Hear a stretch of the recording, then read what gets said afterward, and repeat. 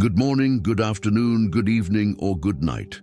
No matter what time you're watching, welcome. Let me know in the comments, what city are you watching from? And listen, if this story popped up for you, it's because it deserves to be heard. So, subscribe to the channel so you don't miss any more like it. The sun was starting to dip behind the hills when I decided to head back home. I'd spent the whole day tending the corn crop at the far end of the farm, where the red soil meets the dark green of the woods. My wife, bless her soul, always said I worked too hard. "John, you're going to work yourself to death," she'd say, with that sweet smile that still visits me in my dreams. It's been 3 years since she passed.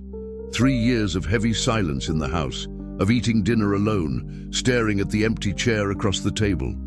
Work became my refuge, my escape from the loneliness that grew like weeds in my chest. I mounted Thunder, my trusty bay horse, and took the trail that cut through the thick woods. It was a path I knew with my eyes closed. I'd ridden it thousands of times in the last 20 years.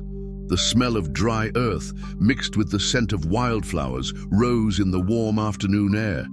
The crickets were already starting their symphony, and far off, a mockingbird sang its melancholy tune. I was almost to the thickest part of the woods when Thunder stopped suddenly. His ears twitched nervously like when he senses danger. I patted his neck. "What is it, boy? A mountain lion around?" But it wasn't a mountain lion. It was something different. A sound that didn't belong there, a glint of light coming from deep inside, where the old shack that old man Sebastian built years ago to store tools used to be. Nobody uses it anymore. It's been abandoned for a long time, with rotten wood and a half-collapsed roof. My heart started to beat faster. It wasn't fear, it was instinct. The kind you get when you've lost the most precious thing in your life and learn to pay attention to the signs God sends. I dismounted slowly, tied the reins to a tree, and approached the shack. The undergrowth was thicker there, full of branches that scratched my face and thorns that stuck to my clothes. But I kept walking, guided by a force I couldn't explain. That's when I heard it. A muffled moan, soft, almost a whisper, but it was there. My blood ran cold. Someone was in that shack, someone in trouble. I quickened my pace, stepping firmly on the dry leaves that crunched under my boots. With each step, the sound became clearer. It wasn't just a moan, it was the sound of someone trying to speak, but unable to. When I reached the front of the shack, what I saw made my world stop. A woman. Lying on the dirt floor, her hands tied behind her back with thick rope, a dirty rag stuffed in her mouth, her clothes torn, covered in dust and dirt. Her hair stuck to her sweaty face, her eyes wide with pure terror. She saw me and tried to move, making a desperate sound that cut my heart like a sharp knife. For a second I froze, not because of the scene, I've seen worse in my life, but because of the anger that rose in my chest like fire. What kind of lowlife does this to a defenseless woman? "It's okay, miss," I said softly, approaching slowly so as not to scare her any more than she already was. "I'm going to get you out of here." That's when I heard another sound, coming from the woods. A deep, menacing grunt, then another, and another. Feral hogs. My blood ran cold again. Those animals were the worst pest in the area. Big boars with sharp tusks and a devil's temper. When they travel in packs, they respect nothing and no one.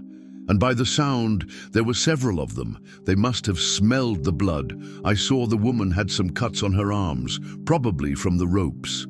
Time was running out. I knelt beside her and started untying the ropes quickly, but trying not to hurt her anymore.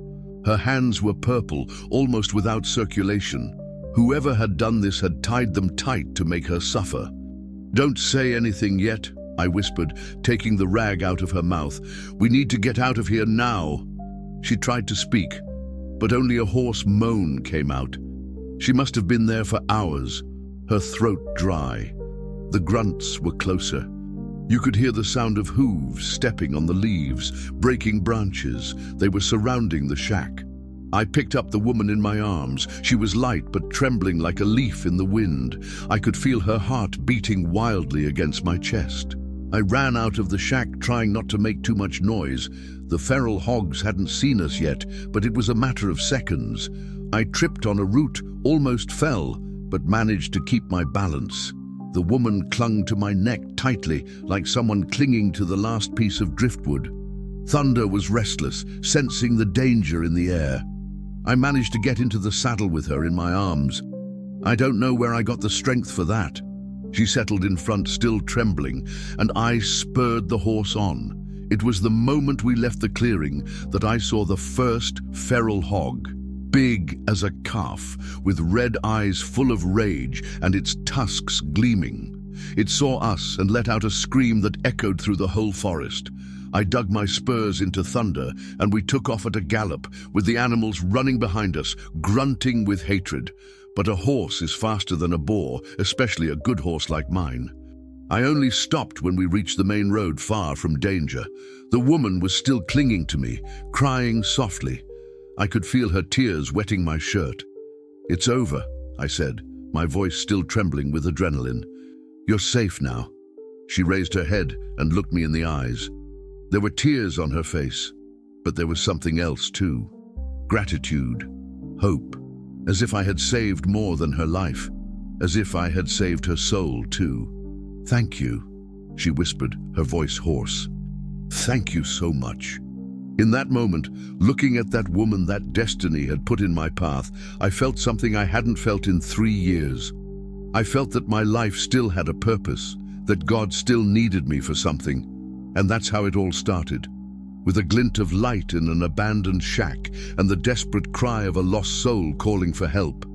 Sometimes God uses the darkest moments to light a new light in our hearts. Sometimes saving someone is the only way to save ourselves too. The house was silent when we arrived, the same silence as always, but now different.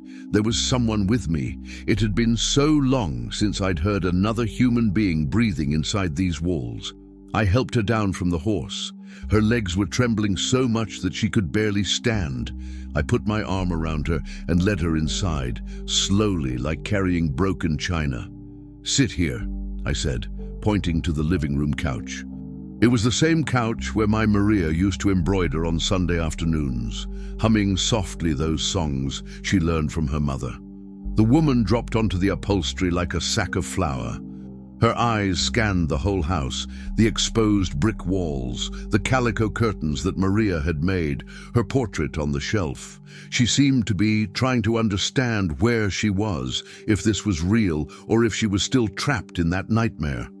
"What's your name?" I asked, but she didn't answer. She just looked at me with those big eyes, full of fear and exhaustion. I went to the kitchen to get water. There was a fresh clay pot in the corner.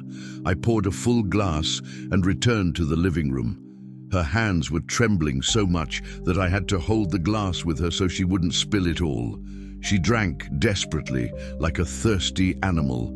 The water ran down the corner of her mouth, dripping on her torn blouse. When she finished, she gave me back the glass and whispered, "Elena." "My name is Elena." Her voice was raspy, hurt. She must have screamed a lot before he put that gag in her mouth. "John," I said, "John Smith, this is my farm." She nodded, but didn't say anything else. We stayed there in the heavy silence, her looking at the floor and me not knowing what to do. I've never been good with words. Maria always said I talked more to the animals than to people. "Are you hurt?" I asked, seeing the red marks on her wrists, the scratches on her arms. Elena raised her hands and looked at her own wounds, as if she was seeing them for the first time. Some were bleeding, others had already started to swell. "I'll get some medicine," I said, getting up. In the kitchen, I took the bottle of hydrogen peroxide, cotton, and a piece of clean cloth that Maria always kept for emergencies. When I came back, Elena was crying. She wasn't making any noise, but the tears were running down her face like a gentle rain. I sat down next to her on the couch, carefully, keeping a distance so as not to scare her. I wet the cotton with hydrogen peroxide. "It's going to sting a little," I warned. She held out her arms without saying anything. When the hydrogen peroxide touched the wounds, she winced in pain but didn't complain. I cleaned each wound carefully, imagining what kind of animal had done this to her. "Was it your husband?" I asked softly, more to myself than to her. Elena stopped crying suddenly. Her body became tense, rigid. "Ex-husband," she said, her voice full of anger. "Ex-husband." I didn't need to say anything else. I had understood everything. I knew stories like that. A man who doesn't accept losing what he thinks is his. A man who prefers to destroy rather than let go. "How long have you been gone?" I asked, finishing cleaning the wounds. 3 days. Her voice was almost a whisper. 3 days trying to get to Willow Creek. My sister lives there. She doesn't know I'm coming. Willow Creek was over 60 miles away. She was walking on foot, alone, without money, fleeing like a cornered animal. "How did he find you?" Elena closed her eyes, as if trying to erase the memories. "He knows these roads. He grew up nearby in Harmony Creek. When he saw me on the road..." She stopped, swallowed hard. "He said he was going to teach me a lesson, that no one leaves his life without permission." The anger rose in my chest like a poisonous snake. What kind of man does that? What kind of creature thinks he can treat another human being like property? Is he still out there? I don't know. Eleanor opened her eyes and looked at me with fear. After he tied me up in the shack, he left. Said he was coming back when I had learned my lesson. The blood ran cold in my veins. He was coming back. And when he found out she was gone, he was going to go looking. He was going to turn every corner of the region upside down until he found her. "Elena," I said, trying to keep my voice steady, "do you really have family in Willow Creek?" "I do. My sister Christina. She got married and moved there 5 years ago. We lost contact after She stopped, bit her lip. After he wouldn't let me talk to anyone anymore. I got up and started pacing the room. My head was spinning, trying to think of a solution. I couldn't just put her back on the road again. He was going to find her. And next time, maybe there wouldn't be anyone to hear the cry for help. "You're going to stay here tonight," I decided. "Tomorrow we'll see how to get you to Willow Creek safely." Elena looked at me with wide eyes. "I can't accept that. You've already done too much." "It's not a question of accepting," I said firmly. "It's a question of surviving. You leave here now, he'll get you again. And next time..." I didn't finish the sentence. I didn't need to. Elena lowered her head and started to cry again, but this time they were different tears. It wasn't just fear, it was relief. The feeling that for the first time in a long time, someone was on her side. "Why are you doing this?" she asked between sobs. "Why are you helping me?" The question caught me by surprise. I stood there, looking at her, trying to find an answer. Why indeed? Why had I risked my life with the feral hogs? Why was I willing to face the lowlife who had done that to her? "Because," I said slowly, "there are things in life that you simply have to do. Not because someone told you to, not because you're going to gain something, but because it's the right thing to do." Eleanor raised her head and looked me in the eyes. For the first time since I met her, I saw a hint of a smile on her face. "Your wife must have been a lucky woman," she said softly. My chest tightened. Maria, if she were there, she would have already prepared a hot bath for Elena, a clean change of clothes, a well-seasoned soup. She always knew how to take care of people better than I did. "She died 3 years ago," I said. "Cancer. I'm sorry." We stayed there, two wounded souls looking at each other in silence, her lost, hurt, running from her own past. Me alone, empty, trying to find meaning in the days that dragged on the same. That's when Elena said something that changed everything. "You look like my father." "What do you mean?" "He died when I was little, but I remember him telling me that a real man protects those who can't protect themselves." She wiped her tears with the back of her hand. I had forgotten that there were still people like that.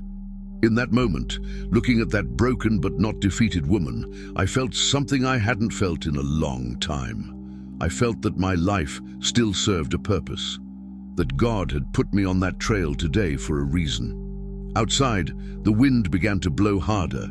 The windows trembled a little. A storm was coming, and a storm in the countryside is no joke. "I'm going to prepare the guest room for you," I said, "and I'm going to make some food. You must be hungry." Elena nodded, but when she tried to get up, her legs failed. Her body was at its limit, 3 days walking in the sun, without eating properly, with fear, and then that trauma in the shack. It was too much for anyone to bear. "Easy," I said, holding her. "Just rest there. I'll take care of everything." She dropped onto the couch again, exhausted. I took a blanket that was on the armchair, the same one Maria used on cold nights, and covered Elena carefully.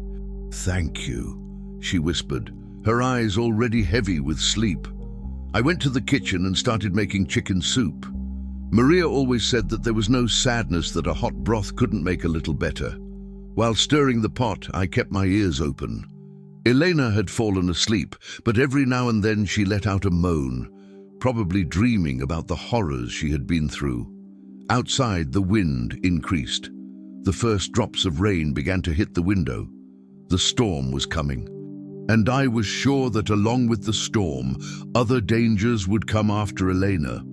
But one thing I knew, as long as she was under my roof, no one was going to hurt her, even if I had to stay up all night with a shotgun in my hand. Sometimes life puts broken people in our path, not for us to fix them, but for them to help us fix something inside ourselves that we didn't even know was broken. The storm hit in the early morning hours like a furious beast. I woke up to the sound of thunder cracking the sky and the rain beating against the roof like hail. The wind howled through the cracks in the house, making the doors shake. I got out of bed and went to the window. Outside was just darkness and water falling in thick sheets. This kind of rain in the countryside usually lasts for hours, sometimes days. The road was going to turn into a mud pit, and any plan to take Elena to Willow Creek would have to wait. That's when I heard it. A scream. It came from the guest room. A scream of pure terror, desperate, that made my blood run cold. I ran down the hall barefoot, my heart pounding. I opened the door slowly, careful not to scare her any more than she already was. Elena was sitting up in bed, cold, sweating, her eyes wide, staring at a dark corner of the room. Her body was shaking like a leaf in the wind. "Elena," I called softly. "Elena, it's okay, you're safe." She looked at me like she didn't recognize me, like she was still trapped in the nightmare. "He was here," she whispered, her voice broken. "He was right there, looking at me, saying he was going to take me back." I approached slowly and lit the lamp that was on the bedside table. The yellow light spread through the room, chasing away the shadows. "It was just a dream," I said, sitting on the edge of the bed. "He's not here. He can't get in here." But even saying that, I felt a shiver run down my spine. Elena was too terrified for it to be just a nightmare. There was something in the air, a tension that wasn't just from the storm. Elena hugged herself, trying to stop trembling. "I can't get him out of my head," she said, tears starting to flow. 3 years, John. 3 years he kept me in that house, hitting me, yelling at me, making me believe I was worthless. Her voice came out in pieces, as if each word cut her throat. "He said that if I tried to leave, he would kill me. And I believed it. I believed it because..." She stopped, swallowed hard. "Because he had already killed my dog just to show he was serious." The anger rose in my chest like fire in dry grass. What kind of monster kills an innocent animal just to terrorize a woman? "How did you manage to get out?" I asked. Elena wiped her tears with the back of her hand. "He drank too much on a Friday and passed out on the couch. I took the money that was in his pocket, it wasn't much, about $50, and left in the early morning, just with the clothes on my back." She looked at her own hands, still marked by the ropes. "I walked for 3 days until he found me on that road." "And your family? Did nobody know what you were going through?" "He isolated me from everyone. He said my family was no good, that only he really cared about me. At first I believed him. I thought it was love, jealousy. Only later I understood it was prison. I knew stories like that. In the countryside, everyone knows a woman who disappears, who nobody sees anymore, who becomes a shadow inside her own house, and everyone pretends they don't see, that it's not their problem. A louder thunder made the whole house shake. Elena shrank back, scared. "I'm going to make some tea," I said, getting up. "Chamomile calms the nerves." But when I was leaving the room, Elena grabbed my arm. "Don't leave me alone," she asked, with the voice of a frightened child. "Please." The way she said it broke my heart. It reminded me of Maria in the last days of her illness, when the fear of death wouldn't let her sleep alone. "Okay," I said. "I'll get the tea and come back here. You can leave the door open." I went to the kitchen thinking about this woman's life. 3 years of terror. 3 years being broken little by little, like a vase that cracks until it turns to dust. And even so, she had the courage to flee. Even so, she didn't give up. While the water was heating up on the stove, I was looking out the kitchen window. The rain wasn't letting up, and in the middle of that darkness, any shadow could be a threat. Any noise could be him arriving. I returned to the room with 2 steaming cups. Elena was sitting on the bed, hugging her own legs, looking at the door, as if she expected the devil to appear. "Here," I said, offering the tea. "It will make you feel better."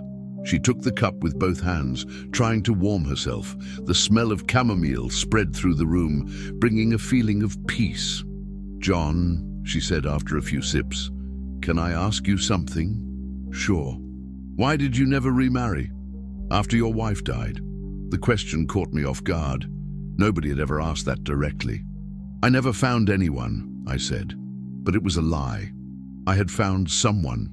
Mrs. Peterson from town had made it clear that she was interested. "But or never wanted to find anyone," Elena insisted, looking me in the eyes. I sighed deeply. This woman saw things that I tried to hide, even from myself. "Maria was special," I said slowly. "We met when I was 20. She was 19. We dated for 5 years, got married, stayed together for another 15. She was my best friend, my partner, I stopped, feeling my throat tighten. When she died, I felt like I had died too, only my body forgot to stop.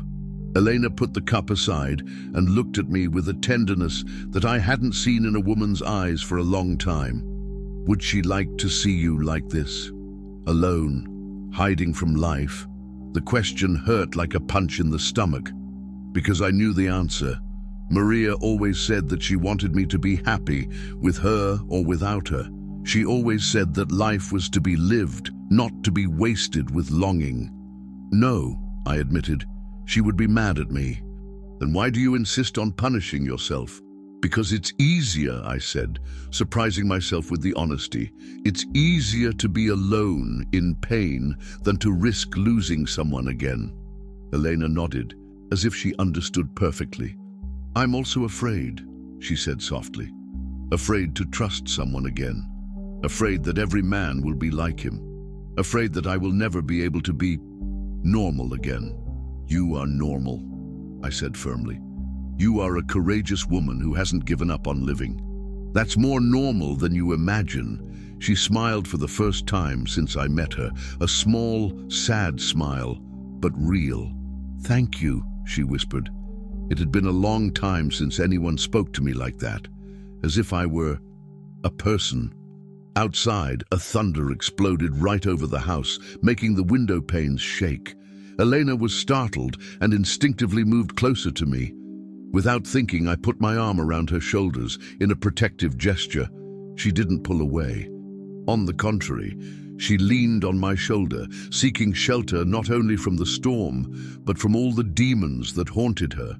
We stayed like that for a while that seemed eternal and at the same time too short. 2 wounded souls warming each other, trying to find a little peace in the midst of the chaos. That's when we heard it. Underneath the noise of the rain and the thunder, a different sound. The sound of an engine, a car climbing the dirt road, slowly, careful because of the mud. Elena stiffened in my arms. "It's him," she whispered, her voice full of terror. "He found me." My blood ran cold. I got up slowly, trying not to make noise, and went to the window. Far away, through the curtain of rain, I saw two headlights approaching. They were coming slowly, but they were coming straight to the house. "Elena," I said softly, "go to my room and hide in the closet. Don't come out of there no matter what happens. And you? I'm going to take care of this." She grabbed my arm tightly. "He's going to kill you, John. He's not kidding. When he gets angry, I can take care of myself," I interrupted, trying to convey confidence that I wasn't feeling. "Go, Elena, now." She hesitated for a second, but then got up and ran to my room. I heard the sound of the closet door closing. I grabbed the shotgun that was in the corner of my room and checked if it was loaded. It was. 2 shells of heavy buckshot, capable of stopping any man. The car stopped in front of the house. The engine died, but the headlights remained on, cutting through the darkness like knives of light. A door slammed. Heavy footsteps on the porch. 3 knocks on the door, strong, impatient. "Open this door!" shouted a gruff, drunken voice. "I know she's in there!" I took a deep breath, gripped the shotgun, and walked to the door. On the other side was the demon who had tortured Eleanor for 3 years. The man who thought he could own another human being as if he owned a tool. "This is my house," I shouted back, "and you're trespassing on my property." "I don't care whose house it is, old man. I want my wife." "There's no wife of yours here." Silence for a few seconds. Then the voice came back, calmer, more dangerous. "Listen here, you piece of crap. I saw the horse tracks leaving the shack. I know it was you who took her. Now you're going to hand her over to me, or I'm going to come in there and get her myself." My hand tightened on the shotgun. "You can try," I said, my voice firm, "but I'm warning you that I'm not alone in here." It was a lie, but he didn't know that. More silence. Then the sound of footsteps moving away. I thought he had given up, that he had left. I was wrong. The living room window shattered in a shower of shards. A large stone flew through the window and smashed on the floor. "Last chance, old man," he shouted from outside. "Hand her over, or I'll set fire to this house." That's when I smelled it. Gasoline. He had brought gasoline. The bastard was serious. He was going to burn the house with me and Elena inside. I looked at the hallway that led to my room where Elena was hiding. She trusted me to protect her, and I wasn't going to fail. Not this time. "All right," I shouted. "She's here, but you're going to have to come in to get her." I unlocked the door and positioned myself behind the living room armchair with the shotgun pointed at the entrance. The door opened slowly. A large man, wet from the rain, with red eyes full of anger and booze, entered heavily. In his right hand a revolver, in his left a gallon of gasoline. When he saw me with the shotgun, he smiled, a cruel smile of someone who likes to do evil. "So the old man wants to play hero," he said, pointing the revolver at me. "Let's see how long you last." In that moment, looking into the eyes of that man, I saw all the evil that Elena had endured for 3 years. I saw why she had preferred to walk for 3 days in the sun rather than stay another minute with that monster. And I knew that one of us wasn't going to leave that house alive. The storm outside continued to roar, but the real storm was inside, about to explode in a whirlwind of violence and despair. And in the midst of all this, Elena, hidden in the closet, praying that the man she barely knew would be able to save her once again from the demon who had ruined her life. Sometimes destiny puts you at a crossroads where there is no right or wrong choice. There is only courage or cowardice. And that night, under rain and thunder, I chose courage. The seconds dragged on like hours. Me behind the armchair, him standing at the door, the two measuring each other like 2 animals before the fight. The rain drummed on the roof, and the drops that entered through the broken window made puddles on the living room floor. "Where is she?" he asked, his voice thick with booze and rage. "She's not here," I lied, trying to buy time. He laughed, a joyless sound that echoed through the house. "Liar! I smelled her. I always recognized the smell of my property." property. The word made my stomach churn. Elena wasn't anyone's property. She was a woman, a human being with the right to choose her own destiny. "She's not yours," I said, my voice firm despite the fear. "She never was. People are not things we own." "Shut up, old man," he shouted, taking a step into the house. "You don't understand anything. She's my wife, mine, and nobody takes what's mine." The madness in his eyes was visible even in the dim light. It wasn't just anger or jealousy. It was a sick obsession, the same that destroys everything it touches. "Come one step closer and I'll shoot," I warned, aiming right at his chest. "You don't have the guts," he mocked. "Look at you, a washed-up old man, alone, with nobody. What difference does it make in your life if I take her away?" "All the difference in the world." The answer came out without me thinking, but it was true. Elena had brought something back to my life, a reason to wake up in the morning that wasn't just habit, the feeling that I was still good for something. "Ah, I get it," he said, his evil smile widening. "The old man fell in love with the tramp. Did you think she was going to stay with you? She's coming back with me, old man. She always comes back, because she knows she's worthless without me." The anger rose like fire in my chest. How dare he talk about Elena like that? A woman who had more courage in her little finger than he had in his whole body. "You're wrong," I said. "Elena is worth more than you will ever be worth, and she's not coming back with you. We'll see." He raised the gasoline can and began to pour the liquid on the living room floor. The strong smell filled the room, mixed with the smell of rain and fear. "Last chance," he said, taking a lighter out of his pocket. "Hand her over or everyone dies burned." That's when I heard Elena's voice. "Mark, stop it." She had come out of hiding. She was standing at the entrance to the hallway, pale as paper, but with her chin raised in a demonstration of courage that made my heart race with pride and fear at the same time. "Elena, get back in the room," I shouted. "No," she said without taking her eyes off her ex-husband. "I'm tired of hiding." Mark lowered the lighter and looked at her with a mixture of relief and fury. "I thought I'd never see you again, my darling," he said, his voice feigning affection. "You had me very worried." "Worried?" Elena laughed, but it was a bitter laugh. "You tied me up in a shack and left me for the animals to eat." "It was just so you could learn," he said, as if he were explaining something obvious. "You need to understand that you can't live without me. Just look at you. 3 days on the road, and you're already offering yourself to the first old man who comes along." "He saved me," Elena said, her voice trembling but firm. "He treated me like a person, something you never did." Mark's face twisted with anger. "Saved you? You think he did it for free? A man doesn't do anything for free, Elena. He saved you because he wanted something in return." "It's not true," she retorted. "There are good men in the world, Mark. I just took too long to find out." "Good men?" he guffawed. "Like your father, who died drunk in a ditch? Or like your brothers who never lifted a finger to help you?"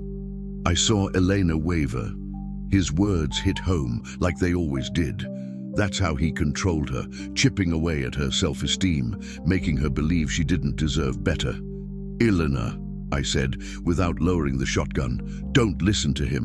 You know who you are. You know what you're worth." "Shut up," Mark yelled at me, then turned his attention back to Elena. "Come here, honey. Let's go home. I forgive you. I forgive everything, but you have to come now." Elena looked at him, then at me. I saw the conflict in her eyes. 3 years of manipulation fighting against 3 days of freedom. "I'm not going back," she said softly, but with a determination that cut through the air like a blade. "Never again." Mark's face transformed. The mask of false affection fell, revealing the beast that had always been underneath. "Then you're both going to die," he said, flicking the lighter. The small flame flickered in the darkness like the promise of death. That's when Elena did something nobody expected. She ran forward, not to flee, not to hide. She ran straight at Mark, with a scream that came from deep within her soul. 3 years of pain, humiliation, and fear turning into an explosion of pure fury. She threw herself at him before he could ignite the gasoline. The two fell to the ground, wrestling. The lighter flew away, the revolver too. "Elena!" I shouted, running to help. But she didn't need it. 3 years of pent-up rage had given her a strength she didn't even know she had. She punched, scratched, screamed, taking out every night of terror, every tear shed, every shattered dream. Mark tried to defend himself, but he was too surprised to react properly. He had never seen Elena like this. He had never imagined that the woman he broke could put herself back together and fight back. "You crazy bitch!" he yelled, trying to grab her wrists. "Stop it! 3 years!" Elena screamed between tears and punches. "3 years you destroyed me! 3 years!" I managed to separate the two, holding Elena from behind while Mark got up, his face scratched and bleeding. "Let her go," he growled, searching for the revolver on the dark floor. But I had already seen where the gun had fallen. I threw myself on the ground, grabbed the revolver and pointed it at him. "Don't move!" Mark stopped, his hands raised, but his eyes still burning with hatred. Elena was trembling in my arms, exhausted from the fight, but also liberated, as if she had taken a weight off her shoulders that she had carried for years. "Now you're leaving," I said to Mark, keeping the gun pointed at him. "You're leaving and never coming back. Never looking for her again, never thinking about her again. You can't threaten me," he said, but his voice didn't have the same firmness anymore. "It's not a threat, it's a promise." I took a step forward. "You disappear from her life, or I'll make you disappear from the face of the earth." I had crossed my line, seeing Elena get hit, seeing her get humiliated, seeing the fear in her eyes. It had awakened something primitive inside me. Something that Maria always said I should control, but that was sometimes necessary. "She'll be back," Mark said, backing toward the door. "She always comes back, because she knows she's nothing without me." "I'm never coming back," Elena said, her voice hoarse but determined. "Never again. And if you look for me again, I'll kill you myself." Mark looked at her for a long moment, as if he was seeing a different person. And he was. The Elena he controlled had died.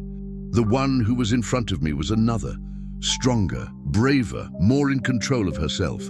"You'll regret this," he muttered, leaving the house. I kept the gun pointed at him until I heard the car engine start and drive away on the muddy road. Only then I lowered the revolver and looked at Elena. She was crying, but it wasn't crying of sadness. It was relief. It was liberation. It was the rain after the drought, washing away all the dirt he had left in her soul. "It's over," I said, hugging her. "It's really over now." She clung to me and cried all the tears she had saved for 3 years. She cried for the girl he had destroyed. She cried for the woman he had tried to kill. And she cried with relief for discovering that there was still life inside her. We stayed there, hugging in the middle of the living room, wet from the rain and smelling of gasoline, two survivors of different storms who had found shelter in each other. Outside, the rain began to subside. The clouds parted, letting the moon appear between the rips in the sky. The worst had passed. "John," Eleanor whispered in my ear, "thank you for everything, for saving me, for believing in me, for teaching me that I could still fight." "You don't need to thank me," I said, stroking her hair. "You saved yourself. I just was here." "No, you did more than that. You showed me what it's like to be treated with respect. You reminded me that I have value." In that moment, hugging that courageous woman who had faced her own demons, I felt something I hadn't felt in a long time. I felt hope. I felt that life still had good surprises in store for me. And for the first time in 3 years, the silence of my house didn't weigh me down anymore, because now it was full of possibilities. The monster was gone. The storm had passed, and we too, wounded but not broken, were ready to discover what came next. Sometimes, facing our fears is the only way to discover how strong we are capable of being. The morning arrived slowly, as if the sun itself was afraid to disturb. I woke up on the living room couch, with a pain in my back that reminded me of my 52 years. Elena was wrapped in the blanket next to me, sleeping for the first time in days, without nightmares. I got up carefully so as not to wake her and went to the kitchen to make coffee. While the water was heating up, I looked out the window. The rain had washed the earth, leaving everything greener, more alive. The air smelled of wet earth and new beginnings. I was stirring the coffee when I heard bare footsteps on the cold floor. "Good morning," Elena said, her voice still hoarse from sleep. "Good morning. Did you sleep well?" "Better than in 3 years," she replied, and for the first time I saw a true smile on her face. It wasn't just relief, it was peace. I poured 2 steaming cups and we sat down at the kitchen table, the same table where Maria and I had coffee every morning, planning the day ahead. But now it wasn't nostalgia that I felt. It was gratitude for having someone to share that moment with. "John," Elena said after a few sips, "I need to tell you something." Her tone made me apprehensive. Could it be that she had changed her mind? That she wanted to leave? Last night, when I fought with Mark, it was the first time in 3 years that I felt like myself. She looked at her own hands, still marked by the scratches from the fight. He made me believe I was weak, useless, that without him I was nothing. And now I know he was wrong. Eleanor raised her eyes and looked at me with a determination that made my heart race. "I'm strong. I always have been. I just needed to remember that." "You are the bravest woman I know," I said, and it wasn't just talk. It was pure truth. Elena blushed a little, not used to sincere compliments. "Are you going to try to go to Willow Creek today?" I asked, trying to hide the hope in my voice that she would say no. "I don't know. The road must be a mud pit after the rain, and—" She hesitated, biting her lip. "And I don't know if I want to go anymore." "What do you mean?" "My sister. We haven't spoken in 5 years. Mark isolated me from everyone, remember? She doesn't even know I left home. Maybe she doesn't even want to see me." I saw the fear returning to her eyes, not the terror of yesterday, but the insecurity of someone who doesn't know where they fit in the world. What if she doesn't want to know about me? What if I get there and she closes the door in my face? "Then you come back here," I said without thinking. The words came out before I could filter them. Elena looked at me surprised. "John." "Sorry," I said, feeling my face heat up. "I mean, you can stay as long as you want, but you don't have to feel obligated." Elena laughed. A pleasant, musical laugh that filled the kitchen with life. "Stop stuttering," she said, reaching out and touching mine. "I understood what you meant, and I'd like to stay." "Really? Really? If you don't mind a guest for a few more days." "Guess nothing," I said, squeezing her hand. "You would be family." The word hung in the air between us. Family. A concept that I thought had died, along with Maria. "Family," Elena repeated softly, as if she was testing the taste of the word. "It's been a long time since anyone offered me that." We spent the rest of the morning cleaning the house, sweeping up the shards of glass from the broken window, cleaning up the smell of gasoline, erasing the traces of the violence of the night before. It was like a ritual of purification, cleaning not only the house, but also the wounds of the soul. Elena worked, humming softly. It wasn't a specific song, it was just the sound of joy returning little by little. I kept listening, pretending I was focused on cleaning, but actually memorizing every note. At lunchtime, we prepared the meal together. Elena insisted on cooking, said she wanted to reciprocate the hospitality. She made a simple stew, but seasoned with affection. It had been a long time since I smelled the smell of home-cooked food filling my kitchen. "Did Maria cook?" Eleanor asked while stirring the pot. "Cooked very well. Made a banana farofa that was a beauty." I smiled at the memory. "Always said that food made with love feeds more than food made only with hunger." She was right. My mother said the same thing. Elena tasted the stew and adjusted the salt. "Do you want to tell me about her? About Maria?" The question caught me off guard. In 3 years, nobody had asked me about Maria. The people in town avoided the subject, thinking it would make me sad. What do you want to know?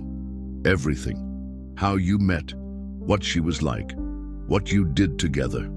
I sat down in the kitchen chair and started talking. I told about the day I met Maria at the summer festival in Harmony Creek. She was 19 years old and wore a blue dress printed with flowers. She was dancing quadrille and laughed so much when I tripped that she almost fell too. I told about the first date, the following Sunday after Mass, how we stayed talking in the square until the sun went down, talking about everything and nothing. How she told me that she wanted to have a house in the countryside with a large yard to plant flowers and raise birds. It sounds like she was special, Elena said, stirring the stew. She was, but you know what I discovered in these last days? What? That she wouldn't want me to turn into a statue. Maria loved life, hated waste of any kind, of food, of time, of opportunity. I looked at Elena, who had stopped stirring the pot and was listening to me intently. She would be mad at me for having wasted 3 years lamenting myself. And now? Now I want to live again. Not to forget her. I'll never forget. But to honor her memory by living the way she would want me to live. Elena smiled and went back to stirring the stew. I think I would have liked her. And I think she would have liked me. I'm sure she would have. We had lunch at the living room table, talking about plans for the next days. Elena wanted to help with the planting, said she didn't mind working hard.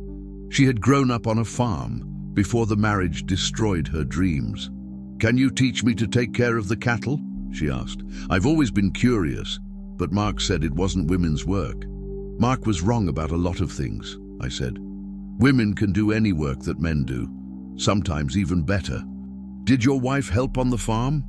Helped with everything. Maria had a good hand with animals. The orphaned calves only wanted to suckle from her. Said they had instinct, knew how to recognize a mother's heart. We spent the afternoon fixing the broken window. Elena held the wooden slats while I nailed, and we worked at a perfect rhythm, as if we had been doing this for years. When the sun began to set, we sat on the porch to rest. The sky was clear after the rain, painted with orange and pink. The crickets began their nocturnal symphony, and a mockingbird sang in the mango tree in the yard. John, Eleanor said softly, can I ask you a question? Sure. Aren't you afraid that I'll bring trouble into your life? Mark might come back, might do something bad. I thought about the question. Of course I was afraid. Mark was unpredictable, dangerous. But there were things more important than fear. Elena, do you know what my biggest regret was when Maria died? What? To have wasted some days arguing with her about nonsense. Days that I could have enjoyed better, demonstrated more love, talked more about feelings. I looked at her, who listened to me attentively. Life is too short for us to live in fear. If I spend the rest of my days worried about what might happen, I'll miss what's happening now. And what's happening now? Now I have you, a friend, a family.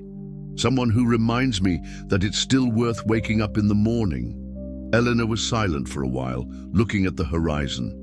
You know what I missed the most in these 3 years? She said finally. What?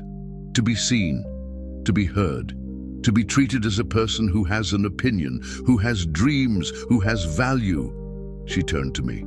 Last night, for the first time, I felt that someone really saw me. Not as possession, not as an object, as a person. That's what you are. People. Good people. Elena smiled and moved a little closer to me on the porch bench.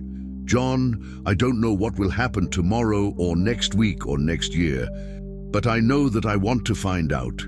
And I want to find out here, with you. Really? Are you sure? I am. For the first time in a long time, I'm sure of something. We sat there watching the night come, two survivors who had found in each other the cure for their deepest wounds. It wasn't love yet. It was too early for that. But it was care. It was respect. It was the seed of something that could grow and flourish with time. Far away, an owl hooted in the darkness. The sound echoed through the farm like a blessing, as if nature itself was approving of that new beginning. "Thank you," Elena whispered. "Why?" "For teaching me that there is still goodness in the world, for showing me that I can trust again, for giving me a chance to be happy."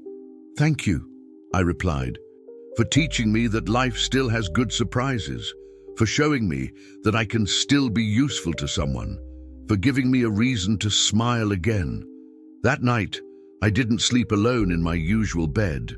Elena stayed in the guest room, but the whole house was different, full of life, of possibilities, of hope. And for the first time in 3 years, when I closed my eyes, it wasn't the pain of loss that visited me in my dreams. It was the promise of a better tomorrow. Sometimes, life breaks us just to teach us that we are capable of putting ourselves back together stronger than we were before. The corn was tall, swaying in the warm afternoon wind like a golden sea. I stopped hoeing and wiped the sweat from my brow, looking at the crop that had never looked so beautiful. Eleanor was right when she said that plants grow better when they are cared for with love. "John!" Her voice came from the house, carried by the breeze. "Lunch is ready!" I smiled and started walking towards the house. 6 months. It seemed like a lifetime, and at the same time like yesterday. Elena had adapted to the routine of the farm, as if she had been born for it. She woke up before the sun, took care of the chickens, helped milk the cows, cooked, planted, and sang, always singing. The house was smelling of cowboy beans when I entered the kitchen. Elena was at the sink washing lettuce, her hair tied in a ponytail, wearing one of the plaid shirts that I had given her. She was stronger, with color in her face, and mostly, she was laughing about something she had thought. "What made you so happy?" I asked, washing my hands in the sink next to her. I remembered the look on old Mr. Henderson's face this morning when he saw that I can shoe a horse better than his helper. I laughed along. Mr. Henderson was one of the most traditional neighbors in the area, one of those who think that women are only good for cooking and having children. In the first weeks, he came here from time to time to give his 2 cents about how I should control Elena. After she tamed a wild steer in front of him, he never opened his mouth about the subject again. "He's still trying to figure out how a little woman can do what you do," I said, sitting at the table.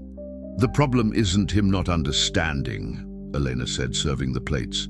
"The problem is him not wanting to understand. There's a big difference." In the last months, Elena had become more than a work partner. She was my advisor, my friend, my family, exactly as I had said that first day. But there were moments when she smiled in a special way, when our eyes met at the dinner table, when she touched my arm to get my attention, that I felt something more growing between us. "John," she said while we ate, "Christina called me yesterday." Christina was Elena's sister in Willow Creek. After 2 weeks here, Elena had called her, told her the whole story, apologized for the years of silence. Christina cried so much on the phone that you could hear it from the other side of the kitchen. What did she want? To convince me to spend Christmas there. Said she wants to meet you. My heart skipped a beat. Christina wanted to meet me. As what? As the man who saved her sister, as a friend, as something more. "And do you want to go?" Elena looked at me with that way that I already knew well, when she was thinking about something important. "I want to, but only if you go with me." "Elena, not as a favor, John, as family, as..." She hesitated, blushed a little. "As the most important person in my life." The words hung in the air between us. Most important person in my life. It was the first time that any of us had spoken so directly about what was growing there. "You're also the most important person in mine," I said softly. Elena smiled, and it was a smile different from the others. It was the smile of a woman who knew that she was loved and that she loved back. "Then will you go with me to spend Christmas in Willow Creek?" "I will. Of course I will." After lunch, we went to take care of the cows in the farthest pasture. It was the work that we liked to do most together, her on one side, me on the other, leading the cattle slowly, talking about the plans for the next harvest. "John," Elena said when we stopped in the shade of a tree to rest, "can I tell you something?" "Always." "Last night I dreamed about Mark." My blood ran cold. It had been weeks since she had spoken about him. I thought she had managed to forget. Was it a nightmare? No. It was strange. In the dream he was small, fragile. Apologizing, Elena tore a blade of grass and started playing with it. When I woke up, I realized that I didn't feel afraid of him anymore. Not even angry. Just pity. Pity? Pity for a man who never knew what it is to love truly, who confused possession with love, control with care. She looked at me. "Do you know what's the difference between what I felt for him and what I feel for you?" My heart leaped. It was the first time that Elena had spoken openly about feelings. "What? With him, I always tried to be who he wanted me to be. With you, I can be who I really am. And you like who I am." "It's not that I like it, Elena. I love who you are." The word came out before I could think. Love. I had said love. Elena kept looking at me, her eyes shining. "Are you sure? Real love. It's not just gratitude for me having brought life back into your house." "I'm sure." I moved closer to her, took her hands in mine. "Elena, I loved Maria. I love her even today. I will always love her. But I discovered that the heart isn't like a house. It doesn't have limited space. The love that I feel for you doesn't take anything away from what I felt for her. It's different, new, but true." Tears began to run down her face. "I love you too, John. I love you because you taught me that I could be strong, because you believed in me when not even I believed. Because you showed me that there are men who protect without imprisoning, who care without controlling."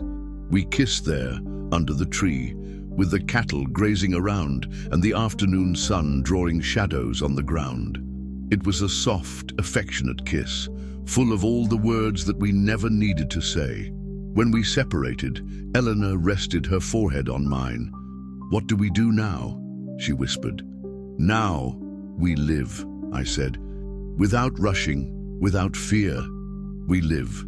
Oh, the weeks that followed were the happiest of my life since Maria's death. Elena moved into my room, but slowly, respecting her time and mine. Some nights she still woke up scared, and I held her until the fear passed. Some nights I dreamed with Maria, and Elena consoled me without jealousy, understanding that the past is part of who we are. On Christmas Eve, we loaded the pickup truck with gifts for the people in Willow Creek. Elena had made fudge. I was taking a whole pig for the feast. We were nervous like two teenagers going to meet each other's parents. "What if she doesn't like me?" I asked for the 10th time while driving. "Impossible," Elena laughed. "Christina already loves you just from hearing the stories I tell." "What stories?" "How you saved me, how you take care of me, how you make the best coffee with milk in the world." Christina's house was small, but full of life. She received us at the door with tears in her eyes, hugged Elena as if she hadn't seen her in decades, and treated me like a hero from the first minute. "So you're John," she said, giving me a tight hug, "the man who brought my sister back." During the feast, Christina told stories of their childhood, and Elena laughed like I had never seen her laugh. It was good to see her connected with her family again, remembering who she was before Mark destroyed her self-esteem. "Elena told me that you two are going to get married," Christina said at dessert. I almost choked on the pudding. Elena and I had talked about the future, but marriage hadn't been mentioned directly yet. "One day," Elena said, looking at me with affection. "When we're ready." "And when will that be?" Christina insisted. Elena took my hand under the table. "When we stop being afraid of being happy," she said. That night, lying in Christina's guest room, Elena asked me, "Do you really want to marry me, John?" "I do. I want to spend the rest of my life taking care of you." "And me of you," she whispered in the dark. but only if it's to be happy. I've already had marriage out of obligation, out of fear, out of despair. If I'm going to marry you, it has to be only for love. It will be only for love, I promised. Always only for love. We returned to the farm the next day, but we were different people than those who had left. We were a couple, a real family, with plans, dreams, future. 6 months after the day I found Eleanor in that abandoned shack, I was here, on the porch of my house, watching her water the flowers she had planted in the yard. She sang softly, and the sound of her voice mixed with the singing of the birds and the sound of the leaves in the wind. Maria was right when she said that life was to be lived. And Elena was right when she said that sometimes we need to be broken to learn to put ourselves back together stronger. "John!" she shouted from the yard, waving. "Come see! The sunflowers are blooming!" I got up from the chair and walked to where she was. The sunflowers that she planted in the first week here were really blooming. Big, yellow, turned to the sun as she taught me that we should live, always looking for the light. "They're beautiful," I said, putting my arm around her shoulders. "Like us," she replied, leaning on me. "What do you mean? We're also blooming, aren't we? After a very long winter, we're learning to be happy again." She was right. We were blooming. From the wreckage of 2 broken lives, something new, strong, beautiful was being born. "Elena," I said, looking into her eyes, "you saved my life." "No, John, you saved mine. Then we saved each other." She smiled and kissed me there in the middle of the sunflowers, with the sun setting behind the hills and a whole life ahead. Sometimes when I think about that day on the trail, about the glint of light that made me stop the horse, I wonder what would have happened if I had kept going, if I had ignored my instinct, if I had chosen cowardice instead of courage. Elena would have died in that shack, and I would have died too, little by little, of loneliness and emptiness. But that's not what happened. Destiny, or God, or life, I don't know what to call it, put her in my path at a time when we both needed each other. She needed to be saved, and I needed to save someone to remind myself that I still had a purpose. Today, a year later, when I wake up in the morning and see Elena sleeping next to me, when I hear her singing in the kitchen, when I see her smile when she tells me some news from town, I know that that was the best day of my life. Not the day I met Maria, not the day I married her, because this love doesn't diminish the other, doesn't compete with it. It was the day I learned that the human heart is infinite, that there is always room for more love, more hope, more life. Elena taught me that there is no age to start over, that there is no wound that cannot heal with care and time, that there is no darkness that cannot be overcome by a small light of goodness. And me, I taught her that there are men who protect without imprisoning, who love without possessing, who care without controlling, that she deserved to be loved exactly as she was, without needing to change anything about herself. Now, when I pass by that trail where everything started, and I always pass by because it's part of my daily route, it's no longer with melancholy that I look at the abandoned shack. It's with gratitude. Gratitude for the day that life gave me a second chance to be happy, and for the courage that I found in that moment not to waste that chance. Because in the end, that's what matters. The moments in which we choose courage instead of fear, hope instead of despair, love instead of loneliness. And sometimes, only sometimes, when we make those right choices, life rewards us with miracles disguised as casual encounters on a lost trail in the countryside. The end. There are encounters in life that change everything, not because they are extraordinary, but because they arrive at the exact moment when our soul is ready to bloom again. Elena and John taught me that saving someone is often the only way to save ourselves too. That true love doesn't possess, it liberates, and that even in the darkest moments, there is always a small light waiting to guide our steps towards hope.